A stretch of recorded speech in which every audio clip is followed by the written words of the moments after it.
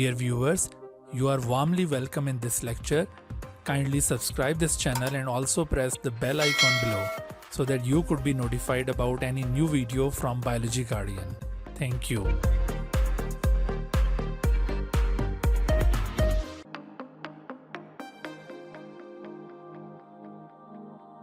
अस्सलाम वालेकुम। हमने कल के लेक्चर में रेजोल्यूशन एंड मैग्निफिकेशन का कॉन्सेप्ट लर्न किया था और उससे रिलेटेड आपको क्वेश्चंस बताए थे। तो उसके बाद फिर अब आज ये सेल बायोलॉजी के सिलसिले का तीसरा लेक्चर स्टार्ट करने जा रहे हैं। आज के लेक्चर में हमने जिन चीज़ों को कवर करना है उनमें sizes of some biological structures, micrometry and its principle, comparison between animal and plant cell, comparison between prokaryotic and eukaryotic cell and components of a typical prokaryotic cell. मैंने कल के लेक्चर में भी इन पॉइंट्स को add किया था, लेकिन unfortunately हम कल के लेक्चर में इनको कवर नहीं कर सके। तो इंशाल्लाह आज हम कोशिश करेंगे कि ये तमाम पॉइंट्स आज के लेक्चर के अंदर कवर हो सकें, और अगर इसके बावजूद कोई पॉइंट अगर रह गए आज के लेक्चर में तो इंशाल्लाह फिर वो कल के लेक्चर में उनको कवर किया जाएगा। अभी शुरू में हमारी पेस थोड़ी सी कम है, लेकिन जैसे जैसे अभी आगे वक्त गुजरेगा तो आने वाले लेक्चर्स में हम थोड़ा सा और स्पीड अप होते चले जाएंगे। तो हमने फिर एक एक लेक्चर के अंदर ज़्यादा कंटेंट्स को कवर करना होगा। तो आज का लेक्चर हम स्टार्ट करते हैं बाकायदा। आज के लेक्चर में सबसे पहली जो चीज़ हमने कवर करनी है वो आप देख रहे हैं, ये इमेज आपकी ए लेवल्स की बुक से ही उठाया गया है। तो इसमें आप देख रहे हैं कि डिफरेंट जो बायोलॉजिकल स्ट्रक्चर्स हैं उन बायोलॉजिकल स्ट्रक्चर्स के साइजेस मेंशन किए हुए। आप देख रहे हैं कि यहाँ पर जो नेकेड आई से विजिबल स्ट्रक्चर्स हैं उनको पॉइंट आउट किया हुआ है। जैसे लार्जेस्ट अलगल सेल वो नेकेड आई से विजिबल है। इसी तरह से thickness of blade of private leaf, तो ये भी आप इसी तरह से नेकेड आई से उसको देख सकते हैं। पैरामीशियम एक यूनिसेलुलर ऑर्गेनिज्म है, आप उसको भी नेकेड आई से देख सकते हैं। तो आपको जैसे मैंने कल बताया था कि नेकेड आई से जिन चीज़ों को व्यू किया जा सकता है वो तकरीबन कोई 100 माइक्रोमीटर या उससे ज़्यादा बड़े साइज़ की होंगी। 100 माइक्रोमीटर से जो छोटे ऑब्जेक्ट्स होंगे उनको हम नेकेड आई से नहीं देख सकते, क्योंकि कल आपको मैंने बताया था कि नेकेड आई की जो रेजोल्यूशन है वो 100 माइक्रोमीटर या फिर 0.1 मिलीमीटर है। तो ये हमारी नेकेड आई की रेजोल्यूशन है, लिहाजा हम सिर्फ इतना साइज़ तक नेकेड आई से व्यू कर सकते हैं। अगर इससे छोटे साइज़ को हमने व्यू करना हो तो डेफिनेटली हमें अपने आई के आगे कोई लेंस ऐड करना पड़ेगा, यानी जैसे कोई आप एक सिंगल लेंस यूज़ कर सकते हैं सच एज़ सिंपल माइक्रोस्कोप, या कल मैंने आपको बताया था कि अगर 2 लेंसेज यूज़ हो रहे हो तो उसे आप कंपाउंड माइक्रोस्कोप कहते हैं। तो कंपाउंड माइक्रोस्कोप भी आप यूज़ कर सकते हैं। तो अब देखिए कंपाउंड माइक्रोस्कोप की जो रेंज है उसकी आपको रेजोल्यूशन कल मैंने बताया था 2 माइक्रोमीटर के करीब होती है। तो ये कुछ थोड़ी सी जो ज़्यादा सोफिस्टिकेटेड कंपाउंड माइक्रोस्कोप्स हैं तो उनकी रेजोल्यूशन 2 माइक्रोमीटर से और ज़्यादा हो जाती है, यानी वो उससे भी कम डिस्टेंस को रिजॉल्व कर सकते हैं। जैसे ये इस डायग्राम के अंदर दिखाया है कि 0.2 माइक्रोमीटर तक जो डिस्टेंस है वो इससे रिजॉल्व हो रहा है। तो अब कौन कौन से बायोलॉजिकल स्ट्रक्चर्स हैं जो इस रेंज के अंदर आते हैं, यानी जो कंपाउंड माइक्रोस्कोप से विजिबल होंगे, तो वो डायमीटर ऑफ प्लांट सेल या width of very fine human hair, या diameter of animal cell, diameter of mitochondrion, diameter of bacterium, या smallest object visible with the light microscope, तो वो ये इस साइज़ का ऑब्जेक्ट होगा। तो आपने ये जो एग्जांपल्स यहाँ पे दी हुई हैं इनको याद रखना है। समटाइम ना आपसे क्वेश्चन पूछे जाते हैं कि कौन सा ऑब्जेक्ट है जो लाइट माइक्रोस्कोप के ज़रिए विजिबल होगा और कौन सा ऑब्जेक्ट है जो नेकेड आई के ज़रिए विजिबल होगा और कौन सा ऑब्जेक्ट है जिसको देखने के लिए हमें इलेक्ट्रॉन माइक्रोस्कोप की ज़रूरत पड़ती है। तो इलेक्ट्रॉन माइक्रोस्कोप की जो रेंज है उसमें आपको राइबोसोम मिलेंगे, thickness of the plasma membrane है, डायमीटर ऑफ डीएनए मॉलिक्यूल है, और इसी तरह से जो स्मॉलेस्ट ऑब्जेक्ट इलेक्ट्रॉन माइक्रोस्कोप से विजिबल होंगे वो 0.5 नैनोमीटर साइज़ के होंगे। तो इससे जो छोटे साइज़ का ऑब्जेक्ट है वो ज़ाहिर इससे विजिबल नहीं होगा। अच्छा, तो अब इससे रिलेटेड जो क्वेश्चन आपसे पूछा जा सकता है वो इस तरह से हो सकता है कि which structures are measured using these units, which structures are measured using these units। तो उसमें आप देख रहे हैं कि ये ऑप्शन आपके पास हैं A, B, C और यहाँ पर 3 कॉलम्स दिए हुए। 10⁻³ मीटर का मतलब होता है 1 मिलीमीटर, और इसी तरह से 10⁻⁶ मीटर का मतलब होता है 1 माइक्रोमीटर, और 10⁻⁹ मीटर का मतलब है 1 नैनोमीटर। कल मैंने आपको ये डिफरेंट जो यूनिट्स हम मेजरमेंट में यूज़ करते हैं उसका बताया था, तो ये वो यूनिट्स हैं। तो इसमें आप अगर गौर करें, अभी जैसे मैंने आपको पिछली जो स्लाइड दिखाई है उसमें क्लोरोप्लास्ट, उसका साइज़ ऐसा नहीं है कि जो 1 मिलीमीटर की रेंज में आता हो, ठीक है। न्यूक्लियस भी ऐसा नहीं है, लेकिन जाइलम वेसल ये ऐसे ऑब्जेक्ट्स हैं। राइबोसोम भी नहीं हो सकता, यानी इस कॉलम से सिर्फ जाइलम वेसल ही ऐसा ऑब्जेक्ट है जो यहाँ फिट आता है इस कॉलम के अंदर, बाकी कोई भी यहाँ पर ऑब्जेक्ट इस कॉलम में फिट नहीं हो सकता। इसी तरह से आप देखिए कि इस कॉलम के अंदर 1 माइक्रोमीटर वाली रेंज में आप अगर गौर करें तो यहाँ आपको 1 माइक्रोमीटर वाली रेंज में न्यूक्लियस, आप साथ साथ ये पिछली स्लाइड पर भी गौर करते जाएं तो 1 माइक्रोमीटर वाली रेंज के अंदर आपको ये चीज़ें नज़र आएंगी। माइटोकॉन्ड्रिया हैं, ठीक है, बैक्टीरिया या एनिमल सेल। तो अगर माइटोकॉन्ड्रिया विजिबल हैं तो इसका मतलब है न्यूक्लियस भी विजिबल होगा, सही है। तो इस तरह से आप देखिए कि ये जो कॉलम है यहाँ पर इवन क्लोरोप्लास्ट भी यहाँ पर फिट हो सकता है, ये भी हो सकता है न्यूक्लियस, लेकिन राइबोसोम नहीं हो सकता, ठीक है। लेकिन इस कॉलम में से सिर्फ ये जाइलम वेसल ही यहाँ पर फिट होगा। तो हम अगर ये जाइलम वेसल के साथ देखें तो फिर ये न्यूक्लियस को हमें यहाँ पर लेना चाहिए, क्योंकि अगर आप इस रो को पिक करते हैं तो राइबोसोम यहाँ पर फिट नहीं हो रहे हैं, तो इस वजह से आप इस रो को भी स्किप करेंगे, इस रो को भी और इसको भी, तो यहाँ से आप न्यूक्लियस लेंगे। तो ऑब्वियसली आप देखिए अगले कॉलम के अंदर जो चीज़ फिट होती है वो सिर्फ राइबोसोम है। अगले कॉलम में ना तो क्लोरोप्लास्ट फिट हो सकता है, ना ये जाइलम वेसल फिट हो सकता है, ना न्यूक्लियस, क्योंकि राइबोसोम का जो साइज़ है वो ये इस रेंज के अंदर आएगा, नैनोमीटर्स वाली रेंज में। तो इस तरह से जो करेक्ट आंसर बनता है इसका वो ये डी आंसर करेक्ट बनता है। इसमें देखिए इस रेंज के अंदर ये जाइलम वेसल आ जाएंगे और उसके बाद फिर ये यहाँ पर आपको न्यूक्लियस और फिर ये यहाँ पर राइबोसोम। इस तरह का क्वेश्चन आपसे पूछा जा सकता है, या फिर इसके अलावा और भी इससे रिलेटेड क्वेश्चन हो सकते हैं। तो आपने ये जितने भी डिफरेंट टाइप के स्ट्रक्चर्स हैं उनको याद रखना है। अब यहाँ पर सवाल ये पैदा होता है कि हम ये जो डिफरेंट बायोलॉजिकल ऑब्जेक्ट्स हैं इनको मेजर कैसे करते हैं, इनकी मेजरमेंट कैसे होती है। तो इनकी मेजरमेंट अभी आपको बताते हैं, लेकिन एक और हम क्वेश्चन यहाँ पर ले लें। देखिए ये जो क्वेश्चन आप देख रहे हैं, इस क्वेश्चन में the diagram below is drawn from an electron micrograph of an animal cell. तो इलेक्ट्रॉन माइक्रोग्राफ अगर है तो इसमें आपको ज़ाहिर है जो चीज़ें इलेक्ट्रॉन माइक्रोस्कोप के ज़रिए ही विजिबल होती हैं वो भी नज़र आ रही हैं, और इसके अलावा जो कंपाउंड माइक्रोस्कोप से विजिबल होंगी वो भी नज़र आएंगी डेफिनेटली। तो आप देखिए कि जो टिपिकली इलेक्ट्रॉन माइक्रोस्कोप के ज़रिए चीज़ें विजिबल होती हैं वो कौन सी हैं। इलेक्ट्रॉन माइक्रोस्कोप के ज़रिए जो टिपिकली चीज़ें विजिबल हैं उनमें एक तो देखिए राइबोसोम, स्पेशली राइबोसोम, ये ऐसे स्ट्रक्चर्स हैं जो सिर्फ इलेक्ट्रॉन माइक्रोस्कोप से विजिबल होंगे और किसी चीज़ से नहीं। Just a minute. अच्छा, ये क्वेश्चन पूछा है अहमद आमिर ने। तो बेटे याद रखिए कि आपको ये एग्जैक्ट डायमीटर उनके याद नहीं करने, ये फिगर्स के इस तरह से ये रटे नहीं लगाने।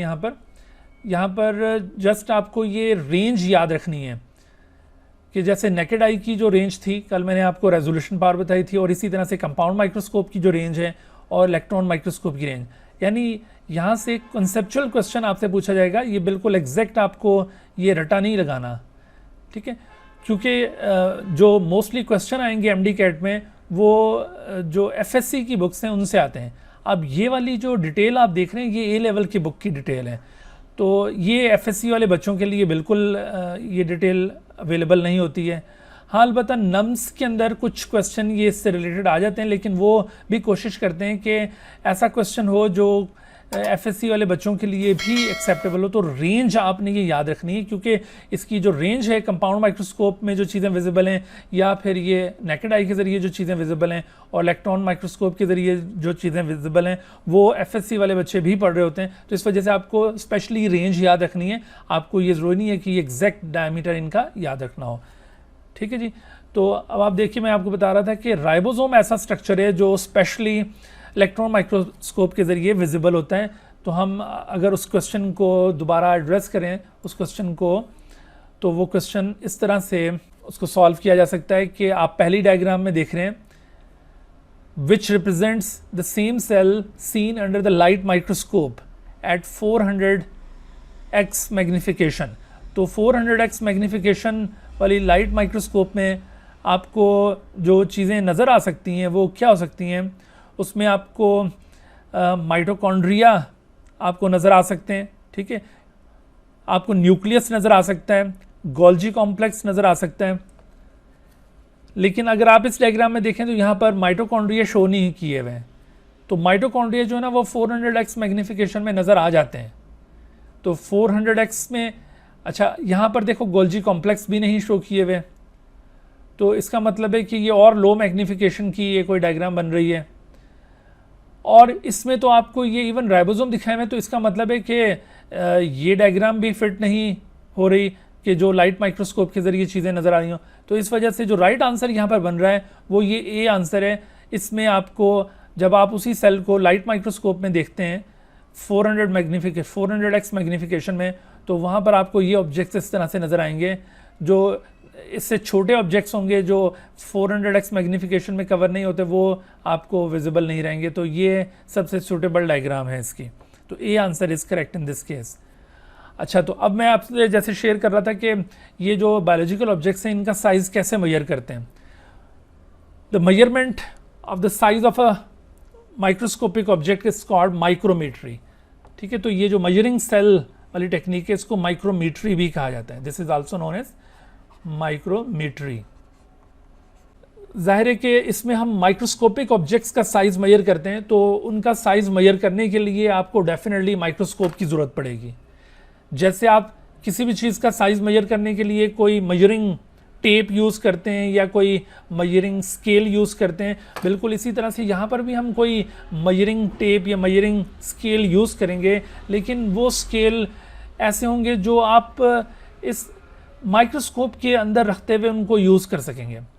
देखिए, ये एक टिपिकल माइक्रोस्कोप है, कंपाउंड माइक्रोस्कोप या इसको लाइट माइक्रोस्कोप भी कहते हैं। तो इस माइक्रोस्कोप में हम उन माइक्रोमीटर्स को यानी उन मेजरिंग स्केल्स को यूज़ करते हुए किसी भी माइक्रोस्कोपिक ऑब्जेक्ट का साइज़ मेजर करेंगे।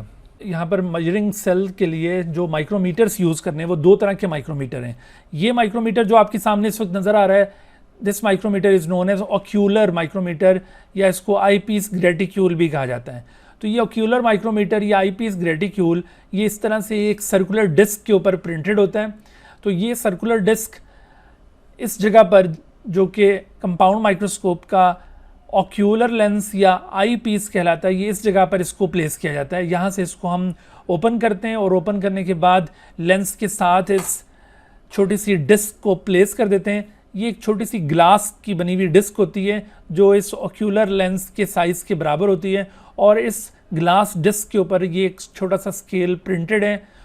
इस स्केल की टोटल लेंथ कितनी होती है, ये अक्सर क्वेश्चन में पूछा जाता है। ये बहुत अहम पॉइंट है, इसको आप याद रखें। What is the total length of the ocular micrometer या आई पीस ग्रेटिक्यूल। तो आप याद रखें कि इसकी जो टोटल लेंथ है वो आर्बिट्ररी लेंथ है।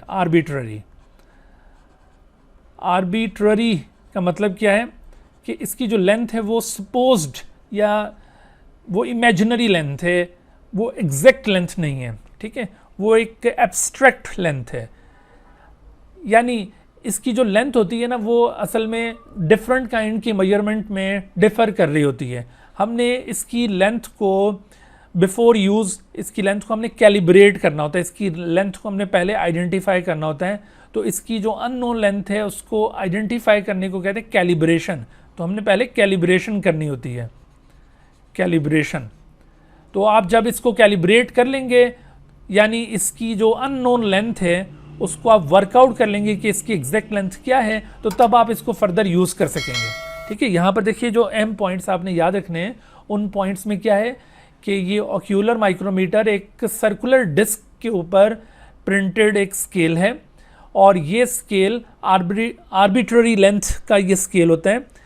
आर्बिट्ररी लेंथ का मतलब है कि इसकी लेंथ अननोन होती है, इसकी लेंथ एग्जैक्ट नहीं होगी। ये आपको जो 0 से लेकर 100 डिवीजन्स इसके ऊपर नज़र आ रही हैं, ये इक्वल डिवीजन्स हैं, लेकिन एग्जैक्टली कितने माइक्रोमीटर या कितने मिलीमीटर या कितने मीटर इसका साइज़ है, ये कंफर्म नहीं होता। इसको हमने कैलिब्रेट करना होता है।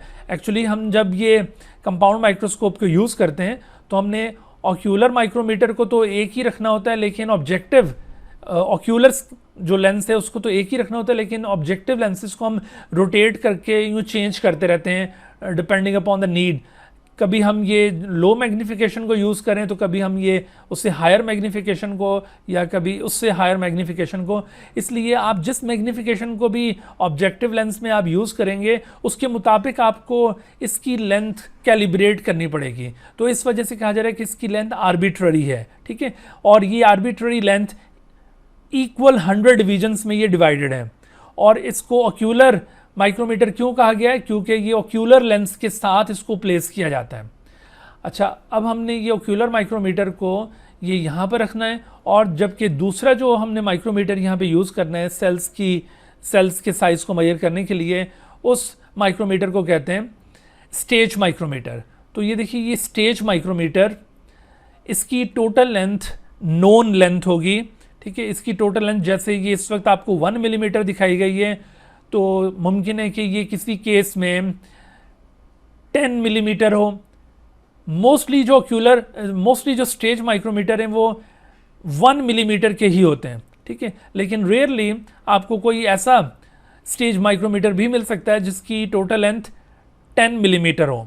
तो आपसे जब भी जनरली इसकी लेंथ पूछी जाएगी तो आपने 1 मिलीमीटर ही इसको इंडिकेट करना है। ये रेयर केसेस हैं या कोई स्पेशल केसेस हैं जिसमें ये 1 मिलीमीटर से लार्जर लेंथ के स्टेज माइक्रोमीटर्स यूज़ किए जा रहे होते हैं। तो मोस्टली ये 1 मिलीमीटर का स्टेज माइक्रोमीटर है। अच्छा, अब ये जो स्टेज माइक्रोमीटर, इसकी फर्दर प्रॉपर्टीज़ क्या हैं?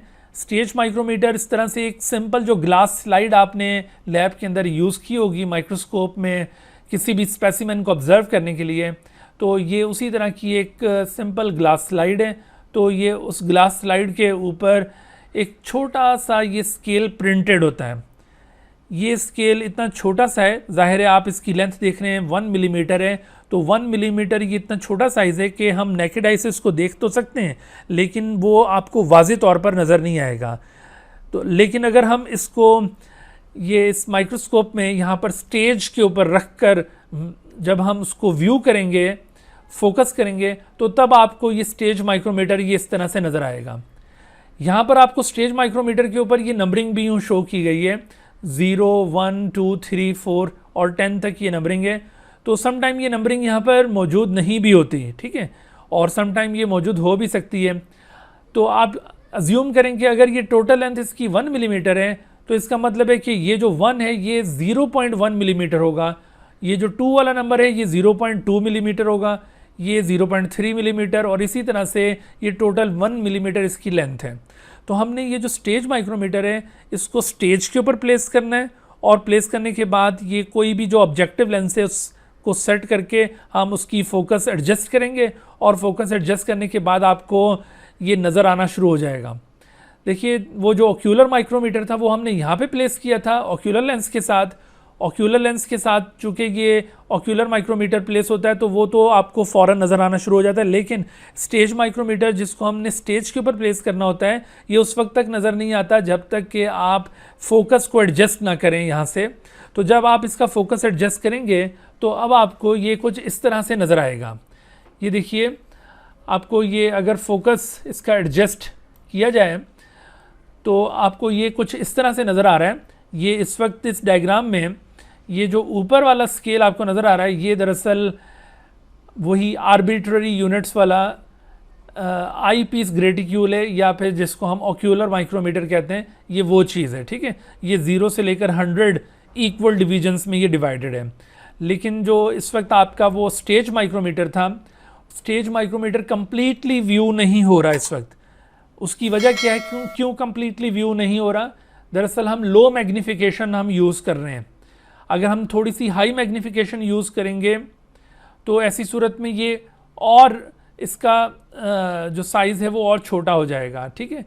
और अगर और ज़्यादा हाई मैग्नीफिकेशन यूज़ करेंगे तो ये और ज़्यादा छोटा नज़र आएगा। आप अगर मैग्नीफिकेशन बहुत लो यूज़ करें तो फिर आपको ये कंप्लीट 1 मिलीमीटर आपको ये नज़र आना शुरू हो जाएगा।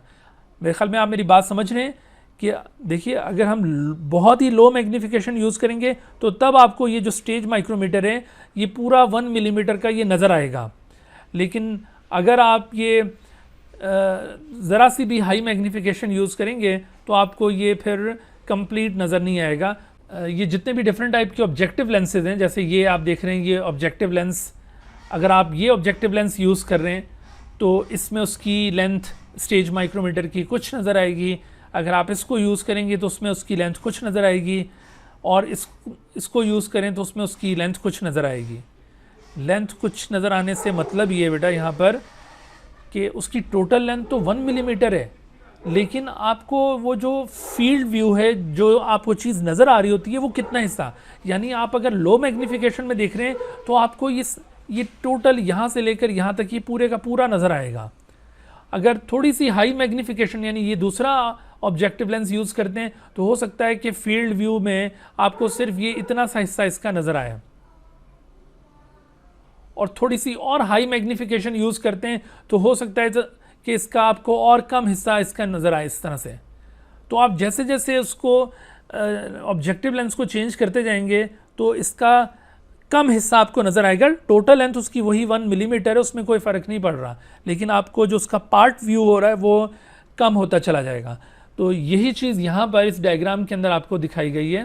देखिए, इस डायग्राम में आप देख रहे हैं कि इस वक्त ये जो स्टेज माइक्रोमीटर है उसका सिर्फ ये पोर्शन, यानी ये 0.1, 0.2 और फिर ये 0.25, तो 0.25 मिलीमीटर का जो पार्ट है उसका वो सिर्फ हमें इसमें नज़र आ रहा है, बाकी का जो पार्ट है वो छुप गया है, वो नज़र नहीं आ रहा। अगर आप थोड़ी सी लो मैग्नीफिकेशन यूज़ करते तो वो भी आपको नज़र आ सकता था। बहरहाल, जब आपको ये दोनों स्केल इस तरह से नज़र आ रहे हों, क्योंकि ये जो ऑक्यूलर माइक्रोमीटर है ये तो आपको आई पीस के अंदर नज़र आएगा ही, लेकिन ये जब आपने फोकस किया होगा तब आपको नज़र आएगा। तो जब ये दोनों इस तरह से आपको नज़र आते हैं तो आपने क्या करना है कि जो स्टेज माइक्रोमीटर है वो उसको आप चूँकि थोड़ा सा मूव कर सकते हैं, ठीक है। स्टेज माइक्रोमीटर को थोड़ा सा मूव करके आप स्टेज माइक्रोमीटर का 0 और ऑक्यूलर माइक्रोमीटर का 0, इन दोनों को आप कोइंसाइड कर देंगे।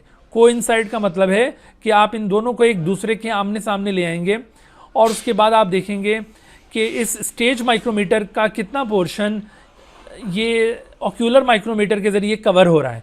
अच्छा, तो अब आप देखिए कि ये 0.25 मिलीमीटर ये 100 डिवीजन्स के ज़रिए कवर हुए हैं, तो हमने इसका कैलिब्रेशन फैक्टर इस तरह से वर्कआउट करना है कि 100 divisions of ocular micrometer are equal to 0.25 millimeter.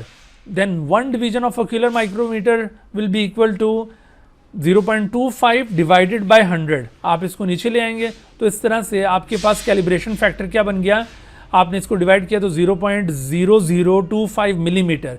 तो ये आपके पास जो 0.0025 मिलीमीटर आंसर आया है, ये आंसर आपको मिलीमीटर में मिला. ये कैलिब्रेशन फैक्टर आपका मिलीमीटर्स में है. और अगर आप इस कैलिब्रेशन फैक्टर को माइक्रोमीटर में कन्वर्ट करना चाहते हैं तो माइक्रोमीटर में कन्वर्ट करने का तरीका क्या होगा कि आप इसको माइक्रोमीटर में कन्वर्ट करने के लिए 1000 से मल्टीप्लाई कर देंगे. तो जब आप 1000 के साथ इसको मल्टीप्लाई करते हैं तो आपके पास ये आंसर क्या आ जाता है, ये डेसिमल 1, 2 और 3 डिजिट्स यहाँ से मूव करेगा तो आंसर बन जाएगा 2.5 माइक्रोमीटर. तो ये 2.5 माइक्रोमीटर या फिर ये दोनों ये आपके क्या हैं कैलिब्रेशन फैक्टर्स. या तो आप 0.0025 मिलीमीटर कैलिब्रेशन फैक्टर यूज़ करेंगे या फिर आप ये कैलिब्रेशन फैक्टर यूज़ करेंगे. ठीक है. अच्छा, जब आपने इस तरह से कैलिब्रेट कर लिया उसको, तो कैलिब्रेट करने के बाद अब आप साइज़ मेजर करेंगे. अब देखो साइज़ मेजर करने का तरीका क्या होगा. देखिए, साइज़ मेजर करने के लिए अब हमने करना क्या है, साइज़ मेजर करने के लिए हमने स्टेज माइक्रोमीटर को अब रिमूव कर देना है, यहाँ से हटा देना है। अब हमने स्टेज माइक्रोमीटर की जगह पर अपना जो भी कोई बायोलॉजिकल स्पेसिमेन है उसको प्लेस करना है। मिसाल के तौर पर हमने कोई बायोलॉजिकल स्पेसिमेन प्लेस किया, तो वो जो बायोलॉजिकल स्पेसिमेन था वो इस तरह से, ये एक स्ट्रक्चर है, फॉर एग्जांपल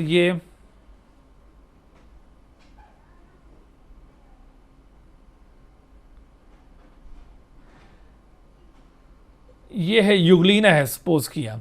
तो आप ये देख रहे हैं कि यूग्लिना की हम विड्थ मालूम करना चाह रहे हैं। तो जब आपने यूग्लिना की स्लाइड को यहाँ पे प्लेस किया, तो यूग्लिना की स्लाइड प्लेस करने के बाद उसको फोकस किया, तो फोकस करने के बाद आपको ये नज़र आ रहा है कि ऑक्यूलर माइक्रोमीटर की तकरीबन कोई 20 डिवीजन्स इसका साइज़ बन रहा है। यानी आप ये देखिए, ये 30 से लेकर 50 तक इसकी ये विड्थ बन रही है। तो आप अगर 50 से 30 डिवाइड करें, उसमें से माइनस करें, तो आपके पास आंसर क्या आ जाएगा, 20। तो इसका मतलब है 20 divisions of ocular micrometer is the size of the width of the euglena. ठीक है, तो अगर ये 20 डिवीजन्स इसका साइज़ है, तो आपको ये कैलिब्रेशन फैक्टर में याद होगा कि जो 1 डिवीजन ऑफ ऑक्यूलर माइक्रोमीटर है वो किसके बराबर है, वो है 2.5 माइक्रोमीटर के बराबर। तो आप इसको अब मल्टीप्लाई कर दें 20 के साथ, तो इस तरह से आपके पास यूग्लिना की विड्थ माइक्रोमीटर में आ जाएगी। और अगर आप ये इस मिलीमीटर वाले कैलिब्रेशन फैक्टर के साथ इसको मल्टीप्लाई करेंगे, तो आपको ये साइज़ मिलीमीटर्स के अंदर मिल जाएगा। ठीक है, तो आप दोनों में से कोई एक कैलिब्रेशन फैक्टर यहाँ पे यूज़ करेंगे और इस तरह से करके आप साइज़ मेजर कर सकते हैं। तो यहाँ पर आपको ये साइज़ मेजर करने के भी क्वेश्चन दिए जा सकते हैं। मिसाल के तौर पर आपको कहा जाता है कि एक माइक्रोस्कोप है, उसमें हमने जो स्टेज ऑक्यूलर माइक्रोमीटर है उसका कैलिब्रेशन फैक्टर वर्कआउट किया है, मिसाल के तौर पर 2.5 माइक्रोमीटर। तो आपको यूँ इस तरह से कोई डायग्राम दी जाती है, तो आपसे पूछा जाता है कि आप इसका साइज़ मेजर करें। तो आपने ऑक्यूलर माइक्रोमीटर की ये जितनी डिवीज़न कवर हो रही हो उस पर्टिकुलर स्पेसिमेन के ज़रिए, आपने उसके साथ कैलिब्रेशन फैक्टर को मल्टीप्लाई कर देना है। या फिर समटाइम कैलिब्रेशन फैक्टर वर्कआउट करने के लिए क्वेश्चन पूछा जाता है। तो कैलिब्रेशन फैक्टर वर्कआउट करने के लिए जो क्वेश्चन पूछा जाएगा, वो क्वेश्चन कुछ इस तरह से हो सकता है कि which of the following is the calibration factor which can be calculated from the diagram. तो अब आप देखिए कि ये इस वक्त आपको ऊपर ऑक्यूलर माइक्रोमीटर नज़र आ रहा है और ये नीचे स्टेज माइक्रोमीटर है। तो स्टेज माइक्रोमीटर इस वक्त आपको ये पूरे का पूरा नज़र आ रहा है। तो स्टेज माइक्रोमीटर की ये यहाँ से लेकर यहाँ तक जो टोटल लेंथ है वो कितनी है, मैंने आपको अभी बताई थी, वो स्टैंडर्ड लेंथ इसकी 1 मिलीमीटर होती है। तो अब आप देखिए कि इसकी ये जो स्टार्टिंग पॉइंट है इस स्केल का, ये इसके किस जगह पर कोइंसाइड कर रहा है, यानी ये कर रहा है 20 के ऊपर, और इसका जो लास्ट पॉइंट है ये किस जगह पर कोइंसाइड कर रहा है। तो अगर आप यहाँ पे गौर करें तो ये इस पॉइंट के ऊपर कोइंसाइड कर रहा है। यानी आप देखिए 20 से लेकर आप ये इधर कैलकुलेट करें तो ये 60, 65, 66, 67, तो ये 67 तक। तो अगर हम ये 67 में से 20 माइनस करें, 67 माइनस 20, तो आपके पास आंसर आ जाएगा 47। इसका मतलब ये हुआ कि 47 डिवीजन्स, आपने उसी तरह से 47 divisions of ocular micrometer are equal to 1 millimetre, क्योंकि इसकी जो टोटल लेंथ है वो 1 मिलीमीटर है। या फिर आप इसको क्या करेंगे, 1 मिलीमीटर की जगह आप माइक्रोमीटर में अगर रखना चाहते हैं तो 1 millimetre is equal to how many micrometres, 1000 micrometre, कल आपको बताया था। तो इस तरह से ये 1000 माइक्रोमीटर, तो 47 डिवीजन्स ऑफ ऑक्यूलर माइक्रोमीटर अगर 1 मिलीमीटर या 1000 माइक्रोमीटर के इक्वल हैं, तो 1 डिवीजन ऑफ ऑक्यूलर माइक्रोमीटर ये किसके बराबर होगा। तो आप या तो ये 1 डिवाइडेड बाय 47 कर लें, तो आपके पास आंसर मिलीमीटर्स में आएगा, या फिर दूसरी पॉसिबिलिटी क्या है, आप 1000 डिवाइडेड बाय 47 कर लें, तो ऐसी सूरत में आपके पास आंसर माइक्रोमीटर्स में आ जाएगा। ठीक है, तो आपके पास इस वक्त जो ऑप्शंस गिवन है वो माइक्रोमीटर्स में, लिहाजा हमें ये फॉलो करना होगा। तो अगर आप इसको फॉलो करते हैं तो आपके पास आंसर क्या बनेगा, आपके पास आंसर बनेगा 21.25 माइक्रोमीटर। तो कैलिब्रेशन फैक्टर इज़ 21.25 माइक्रोमीटर। आप इसको सॉल्व करके देखें ये इस तरह से। तो इस तरह से आपको कैलिब्रेशन फैक्टर वर्कआउट करने के लिए क्वेश्चंस दिए जा सकते हैं। ठीक है जी, उसके बाद हम आगे बढ़ते हैं। अगला जो हमारा टॉपिक है वो है comparison of plant and animal cell. ये आपके सामने एक टिपिकल प्लांट सेल और एक एनिमल सेल की डायग्राम है और इसके सारे पार्ट्स को यहाँ पे हाईलाइट किया हुआ है। तो दोनों सेल्स को अगर हम कंपेयर करें तो यहाँ पर हमारे सामने जो चीज़ें डिफरेंट नज़र आ रही हैं उनमें से एक तो आपने इस सेंट्रोसोम को याद रखना है। सेंट्रोसोम ये स्पेसिफिकली एनिमल सेल में पाया जाता है, या फिर ये कुछ फंजाई लाइक प्रोटिस्ट उनमें पाया जाता है। इन सम फंजाई लाइक प्रोटिस्टा आपने नाम सुना होगा। प्रोटिस्टा एक ग्रुप है ऑर्गेनिजम्स का। अभी आगे चलकर हम जब बायोडाइवर्सिटी पढ़ेंगे तो उसमें आपको ये डिटेल से बताएंगे प्रोटिस्टा के क्या फीचर्स होते हैं। फंजाई भी एक ग्रुप है, तो कुछ फंजाई लाइक प्रोटिस्ट में ये सेंट्रोसोम मौजूद है और एनिमल सेल में ये सेंट्रोसोम मौजूद है। तो ये एक स्पेसिफिक ऑर्गेनल है जो आपको एनिमल सेल में मिल रहा है, but not in the plant cell. Plant cell में आपको ये नहीं मिलेगा। इसी तरह से आप देखिए कि एनिमल सेल में आपको जो दूसरा एक और स्ट्रक्चर जो डिफरेंट नज़र आएगा वो सीलियम। सीलियम सिंगुलर वर्ड है और इसका प्लूरल होता है सीलिया। तो ये भी आपको सिर्फ एनिमल सेल में ये मिलेंगे, आपको प्लांट सेल में सीलिया नहीं मिलेंगे। ठीक हो गया। इसी तरह से यहाँ पर फ्लैजेलम यहाँ पे नज़र नहीं आ रहा, लेकिन कुछ एनिमल सेल के पास इस तरह से एक लॉन्ग थ्रेड लाइक स्ट्रक्चर भी प्रेजेंट होता है which is known as flagellum. तो ये जो फ्लैजेलम है ये भी टिपिकली एनिमल सेल के पास ये फ्लैजेला मौजूद होते हैं, या फिर इन सम प्लांट सेल। तो ये इतना ज़्यादा प्रोमिनेंट डिफरेंस आप नहीं कह सकते, क्योंकि ये कुछ प्लांट सेल में ये फ्लैजेला मौजूद हो सकते हैं, बट एनिमल सेल में ये ख़ास तौर पर। तो आपने मेनली जो एनिमल सेल के स्पेसिफिक फीचर्स हैं उनमें सेंट्रोसोम और सीलियम को याद रखना है। प्लांट सेल के हवाले से अगर हम बात करें तो क्लोरोप्लास्ट एक इम्पॉर्टेंट स्ट्रक्चर है which is only found in the plant cell. And similarly the cell wall, ये जो सेल वॉल आप देख रहे हैं ये आउटर बाउंड्री, तो सेल वॉल ये यहाँ पर इसको लेबल किया हुआ है सेल वॉल। ये जो स्ट्रक्चर आप देख रहे हैं this is also a specific structure which is only found in the plant cell. Animal cell के पास ये मौजूद नहीं है। ठीक हो गया। तो इसके अलावा आप इस वैक्यूल को भी याद रख लें कि plant cell is characterised by a large vacuole. Vacuole यहाँ पर होते तो हैं, लेकिन यहाँ पर छोटे वैक्यूल्स होंगे, जैसे ये आपको सिक्रेटरी वेसिकल्स नज़र आ रहे हैं, these are also called vacuoles, but these are very small vacuoles. तो इस तरह का जो लार्ज वैक्यूल है वो आपको सिर्फ प्लांट सेल में ही मिलेगा। तो आप देख रहे हैं बेटा कि ये जो प्लांट सेल और एनिमल सेल है इनमें ये कुछ स्ट्रक्चर्स एक दूसरे से डिफर करते हैं और बाकी सारे स्ट्रक्चर्स कॉमन है। बाकी जैसे आप ये रफ या स्मूथ एंडोप्लाज्मिक रेटिकुलम में दोनों में देखेंगे, राइबोसोम दोनों में देखेंगे आप, न्यूक्लियोप्लाज्म, न्यूक्लियोलस, न्यूक्लियर एनवेलप, न्यूक्लियोपोर्स या प्लाज्मोडेस्मेटा, सॉरी प्लाज्मोडेस्मेटा चूँकि ये सेल वॉल का पार्ट है, ये आपको सिर्फ प्लांट सेल में मिलेगा, एनिमल सेल के पास नहीं होगा। सेल मेम्ब्रेन कॉमन है, गोल्जी अपरेटस कॉमन है। तो इस तरह के कॉमन स्ट्रक्चर्स आपको और डिफरेंट स्ट्रक्चर्स आपको याद होने चाहिए। इससे रिलेटेड अक्सर क्वेश्चन पूछे जाते हैं। ये वाला जो पोर्शन है ये बड़ा अहम है। अगर आप इन डायग्राम्स को अच्छी तरह से रिव्यू कर लें, या भी हम वन बाय वन सारे ऑर्गेनल्स को पढ़ेंगे तो आपको इंशाल्लाह ये सारी चीज़ें याद हो जाएंगी। देखिए ये क्वेश्चन इस तरह से पूछा गया है कि which structure are found in both animal and plant cell. तो अब आप देखिए कि सेंट्रियोल, अभी मैंने आपको बताया था सेंट्रियोल का मतलब है सेंट्रोसोम क्योंकि pair of centriole is collectively called centrosome. अभी सेंट्रोसोम आपको मैंने पॉइंट आउट किया था। और लाइसोसोम, लाइसोसोम ये दोनों में मौजूद है। न्यूक्लियोलस दोनों में मौजूद है। वैक्यूल, तो वैक्यूल अगरचे ये दोनों में है, लेकिन लार्ज साइज़ का वैक्यूल आपको सिर्फ प्लांट सेल में मिलेगा। ठीक है। तो यहाँ पर अगर लार्ज साइज़ वैक्यूल होता तो फिर आप इसको कॉमन स्ट्रक्चर नहीं कंसिडर कर सकते थे। यहाँ पर चूंकि वर्ड वैक्यूल यूज़ हो रहा है तो आप यहाँ पर इसको कॉमन स्ट्रक्चर कंसिडर कर सकते हैं, क्योंकि क्वेश्चन में पूछा जा रहा है कि which structure are found in both animal and plant cell. तो वैक्यूल को भी यहाँ पे पिक कर सकते हैं हम, न्यूक्लियस को भी और लाइसोसोम को, बट नॉट सेंट्रियोल। लिहाजा 2, 3, 4, तो 2, 3, 4 should be the correct answer. तो इस तरह से ये करेक्ट आंसर आपका बना है। अच्छा जी, इस यूनिट के अंदर ये सेल बायोलॉजी वाले यूनिट में हमने डिटेल के साथ तो वैसे यूकैरियोटिक सेल को डिस्कस करना है, लेकिन थोड़ा सा यहाँ पर प्रोकैरियोटिक सेल के बारे में भी चूँकि बात की जाएगी, तो हम प्रोकैरियोटिक सेल और यूकैरियोटिक सेल का एक थोड़ा सा कंपैरिजन देख लें। लेकिन इस कंपैरिजन से पहले हम ज़रा एक प्रोकैरियोटिक सेल को थोड़ा सा एक दफ़ा पहले रिव्यू कर लें, तो उसके बाद फिर आपको ये कंपैरिजन ज़्यादा अच्छी तरह से क्लियर होगा। तो ये देखिए एक टिपिकल प्रोकैरियोटिक सेल है। कुछ स्ट्रक्चर्स ऐसे नज़र आ रहे हैं जो कि स्पेशली कुछ प्रोकैरियोटिक सेल के पास मौजूद होंगे, हर एक के पास नहीं होंगे, और कुछ स्ट्रक्चर्स ऐसे हैं which are found in all prokaryotic sales.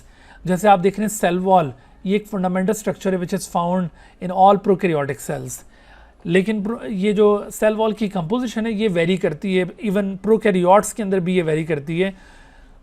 कुछ प्रोकैरियोट्स में भी आप देखेंगे ये पेप्टिडोग्लाइकन की बनी हुई है, और कुछ के अंदर आपको ये कुछ डिफरेंट कंपोजिशन की मिलेगी। बहरहाल सेल वॉल का प्रेजेंट होना ये कंपलसरी फीचर है for all prokaryotes. Similarly plasma membrane is also found in all prokaryotes. ये सेल वॉल के अंडर साइड पर प्रेजेंट होगी। उसके अंडर साइड पर साइटोप्लाज्म प्रेजेंट है, ये भी तमाम प्रोकैरियोट्स में होता है। राइबोसोम 70S टाइप के राइबोसोम, ये कंपैरेटिवली स्मॉलर राइबोसोम्स होते हैं, तो 70S ribosomes are also found in all prokaryotes. और इसके मुकाबले में एक सर्कुलर डीएनए, जो प्रोकैरियोट्स का डीएनए है वो सर्कुलर नेचर का होता है। सर्कुलर से मतलब ये है कि डीएनए का जो स्ट्रक्चर आपने पढ़ा होगा डबल हेलिक्स स्ट्रक्चर, तो है तो ये डबल हेलिक्स स्ट्रक्चर, लेकिन ये डबल हेलिक्स ये इस तरह से जैसे आपको इसका ये एंड भी ओपन नज़र आ रहा है और दूसरा ये एंड भी आपको ये ओपन नज़र आ रहा है, ये इस तरह से ओपन नहीं है, बल्कि ये सर्कुलर डीएनए ये इस तरह का डीएनए होता है कि इसके दोनों एंड्स यूँ आप एक दूसरे के साथ मिले हुए होते हैं। ये देखिए ये है एक सर्कुलर डीएनए। तो such type of circular double helix DNA is found in the prokaryotic cell. ये सारे कंपलसरी फीचर्स हैं जो तमाम प्रोकैरियोट्स में यूनिफॉर्मली प्रेजेंट हैं, क्योंकि अक्सर एमसीक्यूज़ में ये पूछा जाता है कि which of the following structure is found in all prokaryotes या which of the following structure is found in some prokaryote. तो ये वाले वो स्ट्रक्चर्स हैं which are found in all prokaryotes. लेकिन जो स्ट्रक्चर्स कुछ प्रोकैरियोट्स में मौजूद हैं उनमें एक ये फ्लैजेलम है, कुछ के पास होगा कुछ के पास नहीं होगा। कैप्सूल एक एडिशनल प्रोटेक्टिव कवरिंग है which is present outside the cell wall. आप बेटे याद रखिए कि हम ये सारी चीज़ें डिटेल के साथ आने वाले यूनिट के अंदर पढ़ेंगे। प्रोकैरियोट्स के ऊपर पूरा एक यूनिट है, उसके अंदर हम इन चीज़ों को डिटेल के साथ डिस्कस करेंगे। यहाँ पर बस ब्रीफली आपको बताना है कि कौन से स्ट्रक्चर प्रोकैरियोट्स में हैं कौन से नहीं हैं, और साथ हमने इसको यूकैरियोट के साथ कंपेयर करना है। तो इसमें देखिए ये सेल मेम्ब्रेन की कुछ इनफोल्डिंग्स बनी हुई होती हैं, ये इनफोल्डिंग्स मीजोजोम्स कहलाती हैं, मीजोजोम्स। तो ये मीजोजोम्स भी आपको तमाम प्रोकैरियोट्स में नहीं मिलेंगे, ये कुछ के पास होंगे कुछ के पास नहीं होंगे। आपको ये भी मीजोजोम नज़र आ रहा है। एक्चुअली मीजोजोम की सेवरल काइंड्स हैं, तो ये मुख्तलिफ तरह की ये इनफोल्डिंग्स होती हैं। जैसे आपको ये यहाँ पर कुछ वेजिकुलर इनफोल्डिंग नज़र आ रही है, यहाँ पर यूँ ब्रांचिंग इनफोल्डिंग है, यहाँ पर आपको ये ट्यूब लाइक इनफोल्डिंग नज़र आ रही है। तो all these are different nature of mesosomes. अच्छा, प्लाज्मिड एक और सर्कुलर डबल स्ट्रैंडेड डीएनए, लेकिन ये बहुत स्मॉल साइज़ का होता है, तो ये भी कुछ के पास होगा कुछ के पास नहीं होगा। फिर इसी तरह से pili are very small hair like structures which are also found in some prokaryotes. तो इस तरह से आप ये इन स्ट्रक्चर्स को याद रख सकते हैं, और इनके ऊपर भी क्वेश्चन पिछले एग्जाम्स के अंदर आ भी चुके हैं और आ भी सकते हैं, तो इस वजह से आप इनके ऊपर तवज्जो रखिए। तो अब हम देखते हैं कि ये प्रोकैरियोट्स और यूकैरियोट्स में अगर हम कंपेयर करें तो क्या डिफरेंस हो सकता है। जो ये पिछली स्लाइड थी इसमें आप देख रहे हैं बेटा कि प्रोकैरियोट्स एवरेज डायमीटर इसका बहुत कम है, 0.5 to 5 माइक्रोमीटर। इसके मुकाबले में यूकैरियोटिक सेल काफ़ी लार्जर साइज़ के होते हैं। तो ये आपको ज़रूरी नहीं है कि आपको ये साइज़ बिल्कुल एग्जैक्टली याद रखना है, बस थोड़ा सा आपने ये कॉन्सेप्चुअली याद रखना है कि प्रोकैरियोट्स स्मॉलर इन साइज़ हैं और यूकैरियोट्स लार्जर इन साइज़ हैं। देखिए ये जो टेबल उठाया गया ये भी ए लेवल की बुक से उठाया गया है, तो इस वजह से ये जो आपका MD-CAT है ये चूँकि मोस्टली फोकस कर रहा होता है FSC के ऊपर, तो ज़रूरी नहीं है कि ये फिगर्स एग्जैक्टली यूँ उस तरह आपसे पूछी जाए। जो आपको मैं FSC वाली बुक्स की इस तरह की कोई फिगर्स बताऊंगा तो उनको आपने ज़रूर याद करना है, वो चीज़ें पूछ ली जाती हैं। तो यहाँ पर ये फिगर्स याद रखने की ज़रूरत नहीं है, लेकिन कॉन्सेप्ट आपको ज़रूर आना चाहिए। फिर देखिए आपको अभी मैंने DNA बताया था, प्रोकैरियोट्स में जो DNA है वो सर्कुलर DNA है और साइटोप्लाज्म के अंदर फ्रीली प्रेजेंट होता है। बट इन यूकैरियोट्स DNA एक तो सर्कुलर नहीं होता, linear DNA, and it is enclose in the nucleus. तो यहाँ पर जैसे DNA नेकेड है, यहाँ पर प्रोटीन्स के साथ एसोसिएटेड है और क्रोमोसोम्स की फॉर्म में वो डीएनए प्रेजेंट होता है। राइबोसोम 18 नैनोमीटर के स्मॉलर राइबोसोम है। इन राइबोसोम्स को भी मैंने आपको कहा था कि 70s राइबोसोम्स भी कहा जाता है, but the typical eukaryotic ribosomes are larger in size, जो कि 22 नैनोमीटर के हैं। These are also known as 80s ribosome. तो आपको ये 80s और 70s तो याद रखना है, लेकिन आपको ये ज़रूरी नहीं है कि 22 नैनोमीटर और 18 नैनोमीटर आपको याद करना पड़े। अच्छा, फिर इसी तरह से आप देखिए कि ये एंडोप्लाज्मिक रेटिकुलम यहाँ पर मौजूद नहीं थे प्रोकैरियोट्स में, लेकिन यूकैरियोट्स में प्रेजेंट है। और इसके अलावा बाकी जितने भी ऑर्गेनल्स हैं उनमें बहुत रेयरली आपको प्रोकैरियोट्स में मिलेंगे, जैसे मीजोजोम टाइप के कुछ चीज़ें या फिर ribosome, but there are several different type of organelles are present in eukaryote. तो यूकैरियोट्स के अंदर कंपार्टमेंटलाइजेशन पाई जाती है, यानी उसमें कंपार्टमेंट्स बने हुए, छोटे छोटे जो ऑर्गेनल्स हैं दीज आर डिफरेंट कंपार्टमेंट्स। तो वो कंपार्टमेंट्स आपको यूकैरियोट्स में मिलेंगे। और सेल वॉल प्रेजेंट है, लेकिन यूकैरियोट्स में आपको सेल वॉल हमेशा नज़र नहीं आएगी। कुछ यूकैरियोट्स के पास सेल वॉल प्रेजेंट होती है, बट नॉट इन ऑल। अच्छा बेटे, तो मेरे ख्याल में हमारा आज का जो लेक्चर है वो यहाँ पर हम इसको कंक्लूड करते हैं। इंशाल्लाह हम जो अपना नेक्स्ट लेक्चर होगा उसमें हमने ये सेल वॉल से ऑनवर्ड आगे फिर डिफरेंट जो सेलुलर पार्ट्स हैं उनको हम एक्सप्लेन करना शुरू कर देंगे। Dear viewers, thank you for watching this video. If you have not subscribed this channel, kindly subscribe it and also press the bell icon below so that you could be notified about any new video lecture from Biology Guardian. And also do not hesitate to ask any question regarding this lecture. My contacts are shown on the screen. Thank you once again.